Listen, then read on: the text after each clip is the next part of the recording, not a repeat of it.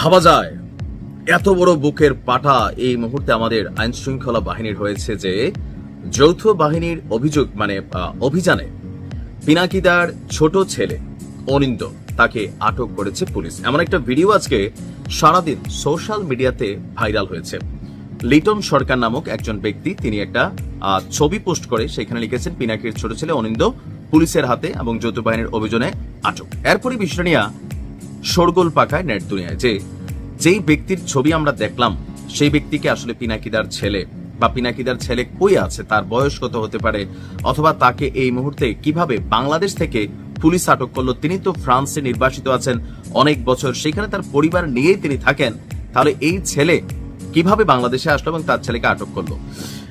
ইদানিংকালে যেটা হয়, ফেসবুকে গুজবের কারখানা অতিরিক্ত লেভেলে ছড়াই গেছে। মানে হয় কি, ধরেন আপনারা যারা সাধারণ অডিয়েন্স আছেন, আমাদের একটা ভিডিও এখানে ধরেন আসলো, সেখানে উপরে একটা লেখা লিখে দিল যে দেখো এনসিপির এক নেতা টাকা নিয়ে আটক।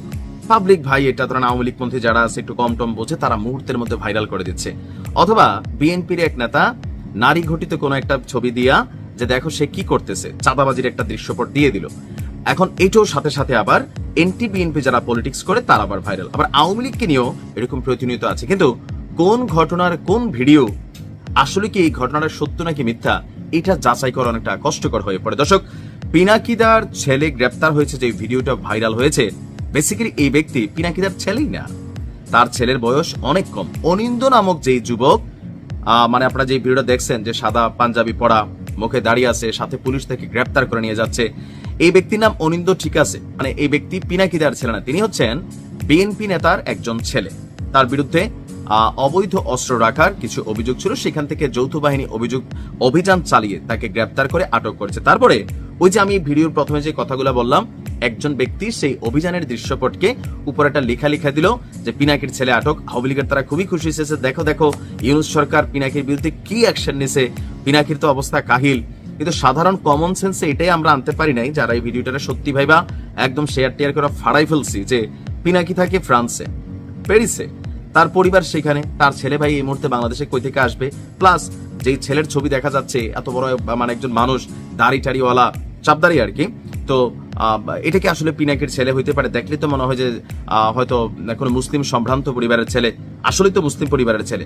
তো এখন এগুলো হচ্ছে অনলাইনে গুজবের নানান ডালপালা। রিউমার স্ক্যানার থেকে এটা রিউমার স্ক্যানার লাগে না। পিনাকির ছেলের ছবি আমরা অরিজিনাল যেটা নেট মাধ্যমে কানেক্টেড, যেটা হচ্ছে ওনার ছেলে, আর ওই ছেলের মধ্যে আকাশ পাতাল পার্থক্য। পিনাকি থাকে ফ্রান্সে, তার পরিবার আসার কোনো কারণ নাই। ফেসবুকে যে কোনো ভিডিও দেখা মাত্র পাগল হয়ে শেয়ার করেন না, আপনার পক্ষে যাক বা বিপক্ষে যাক, একটু ব্রেইন খাটাইতে হবে। নিশ্চয়ই বুঝতে পারছেন যে এটা একটা গুজব ছিল।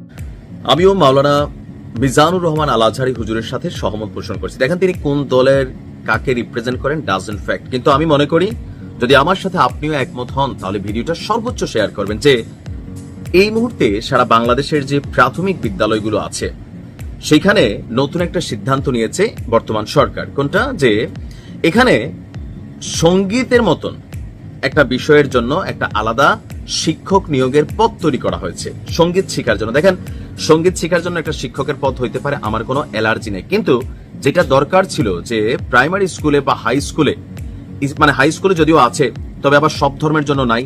আমি অনেক জায়গায় দেখছি যে ইসলাম শিক্ষার শিক্ষক দিয়ে হিন্দুদের ক্লাসটা নেওয়া হয়। কেন? আমাদের দেশে কি হিন্দুদের সংখ্যা কম আছে? কম তো নাই, ছাত্রদের সংখ্যা ভালোই আছে।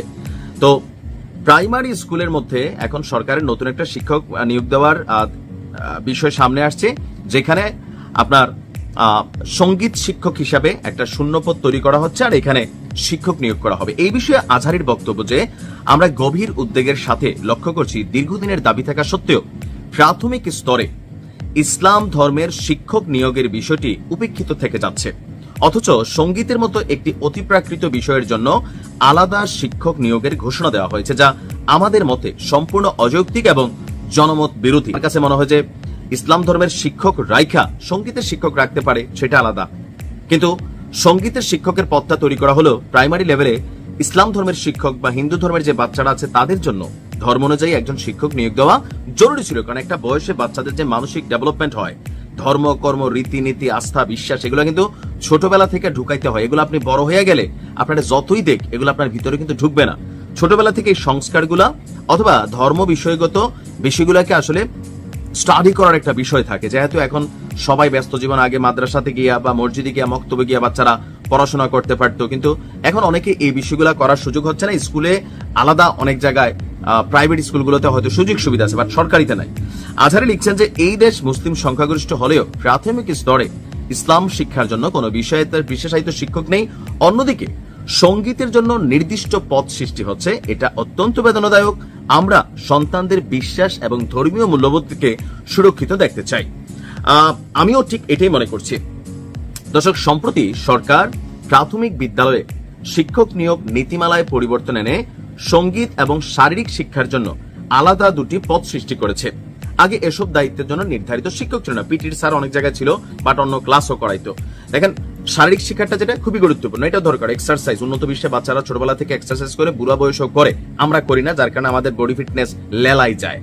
তবে সঙ্গীতের শিক্ষাটা আমি একবারে শতভাগ খারাপ মনে করি না, কিন্তু যেটা দরকার ছিল ম্যান্ডেটরি ফরজে আইন, সেটা দরকার ছিল যে ধর্মীয় শিক্ষক প্রাইমারি স্কুলে ইসলাম ধর্মের যারা আমরা আছি আমাদের জন্য ইসলাম শিক্ষক, আর হিন্দু বা অন্যান্য ধর্মের যারা আছে তাদের জন্য একজন আলাদা শিক্ষক, এটা খুবই ফরজ ছিল। কিন্তু এই জায়গাগুলোতে আমার মনে হয় যে একটু গ্যাপ থেকে যায়। তো আজহারি হুজুর এটা তো বলার বিষয় না, তিনি বলছেন তার জায়গা থেকে, আমরা আমাদের জায়গা থেকে প্রতিবাদ করছি। আমরা মনে করি সরকারের উচিত শিক্ষক যেহেতু দুইটা সৃষ্টি করছেন, আরো একটা সৃষ্টি করেন, সেটা হচ্ছে ধর্মীয় শিক্ষকের পদ। এটা জাতি হিসাবে আমাদের দাবি।